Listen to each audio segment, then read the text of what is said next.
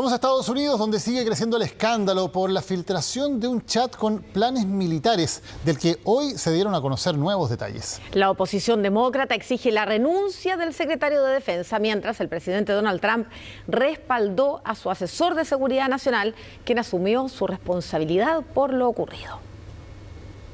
No classified information. No classified information. There was no classified information. Es la respuesta que repiten como un mantra en la administración Trump frente a un escándalo que no ha hecho más que crecer.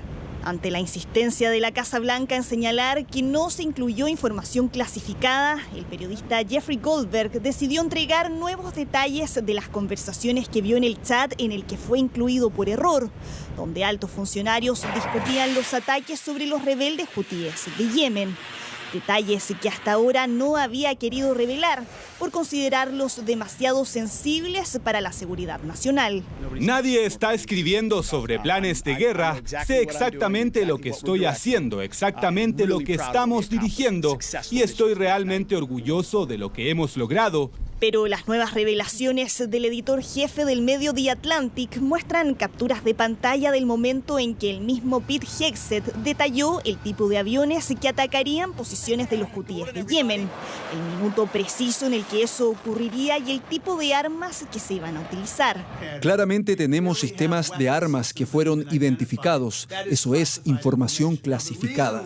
Ahora, la razón de por qué esa información no se debe revelar es porque no queremos que los adversarios sepan qué está pasando. Y aun cuando la vida de los pilotos estadounidenses pudo haber estado en riesgo si esa información caía en manos de sus enemigos, Donald Trump sigue restando relevancia a la filtración. Tenemos un grupo increíble, nuestra seguridad nacional es más fuerte que nunca. Tuvimos numerosos ataques muy exitosos en esa área y no hubo información clasificada según lo que entiendo. Quien sí hizo una especie de mea culpa fue el asesor de seguridad nacional Mike Waltz, que asumió su responsabilidad por la filtración, aunque desconoce cómo terminó agregando en el chat al periodista de The Atlantic. Es vergonzoso, sí. Vamos a llegar al fondo del asunto. Tenemos a las mejores mentes técnicas investigando cómo pasó esto. Pero te puedo decir en un 100% que no conozco a este tipo. Lo conozco por su horrible reputación y es la peor escoria de los periodistas. Lo conozco porque odia al presidente, pero no le escribí. No estaba en mis contactos. Tanto Mike Waltz como el secretario de Defensa siguen contando con el respaldo irrestricto del presidente. No creo que él tenga que pedir perdón. Creo que él está haciendo lo mejor. Es equipamiento y tecnología que no es perfecta y probablemente no volverá a usarla otra vez, al menos no en un futuro cercano. La Casa Blanca anunció que el Consejo de Seguridad Nacional y los equipos técnicos de Elon Musk investigarán cómo el número de teléfono de Jeffrey Goldberg terminó dentro del chat grupal en la aplicación de mensajería Signal. Un episodio que ha dado munición a la oposición demócrata para exigir la renuncia de los funcionarios involucrados. En Japón, la justicia ordenó la disolución de la polémica secta Moon, una influyente organización religiosa a la cual perteneció el asesino del ex primer ministro Shinzo Abe, muerto en 2022. El movimiento, que se caracteriza por sus bodas masivas, algunas de las cuales incluso han tenido lugar en Chile, es acusado de presionar a sus seguidores a hacer donaciones que dejan a sus fieles en la ruina.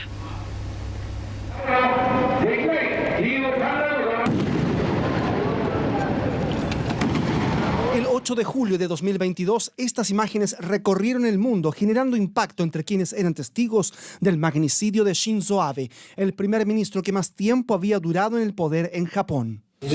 Tratamos de resucitarlo, pero desafortunadamente murió a las 5:03 p.m. Poco tiempo después se sabría que el autor de este ataque era un hombre que había sido víctima de la Iglesia de la Unificación. El asesino estaba indignado con este movimiento religioso luego de que su madre donara 100 millones de yenes, unos 1.000 millones de pesos chilenos, a la también llamada secta Moon. La madre del asesino es miembro de nuestra iglesia y asiste a nuestras actividades mensualmente. Explotan a sus miembros financieramente.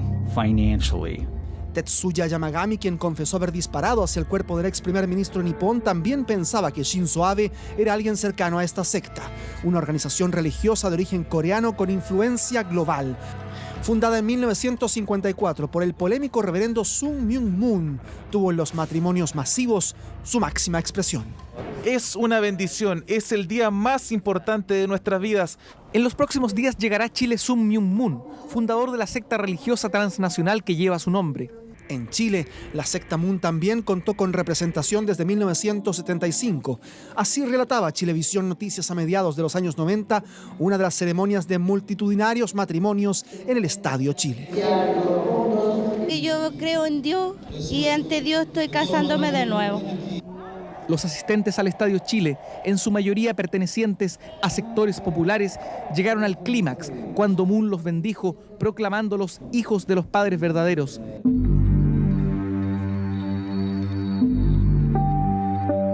El otro sello que caracterizó a la secta Moon fue el recibir denuncias de prácticas coercitivas y extorsión hacia sus fieles, quienes pagaban millonarias sumas al culto. Damas y caballeros, una calurosa bienvenida al reverendo Moon. Son sometidos a procesos, como digo, de concientización muy radicales que provoca esta prácticamente entrega indefensa en manos de Moon. Décadas más tarde, los hijos de esos donantes impulsaron las acusaciones contra el reverendo Moon. Tácticas de manipulación psicológica y recaudación de fondos más allá de las capacidades financieras de quienes lo seguían comenzaron a masificarse.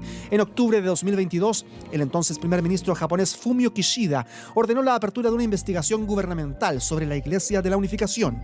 Pronto las autoridades pidieron su disolución. La justicia acogió esta solicitud el pasado martes. Habida cuenta de los graves daños causados por esta organización, el gobierno considera que se trata de un caso que puede ser objeto de una orden de disolución. Ahora la Iglesia de la Unificación perderá toda posibilidad de recaudar fondos y quedar exento de impuestos, tal como le indica la ley, pero sus líderes pedirán continuar con sus actividades religiosas, tal como incluso hasta hoy lo hacen miles de seguidores del fallecido reverendo Moon, que hacen caso omiso a los antecedentes y denuncias que pesan sobre su iglesia. Corea del Sur para hablar de los devastadores incendios forestales que están afectando a la provincia de Gyeongsang del norte en ese país y que ya han dejado al menos 24 muertos. 17.000 hectáreas se han quemado en medio de fuertes vientos y el aire seco que está haciendo más fácil la propagación de las llamas. El fuego ha destruido 209 estructuras entre casas, fábricas, templos y bienes culturales. El ejército ha desplegado unos 5.000 efectivos y 146 helicópteros para participar en las labores de extinción junto a los bomberos. Durante el combate de los incendios, uno de esos helicópteros se estrelló a 180 kilómetros al sudeste de Seúl.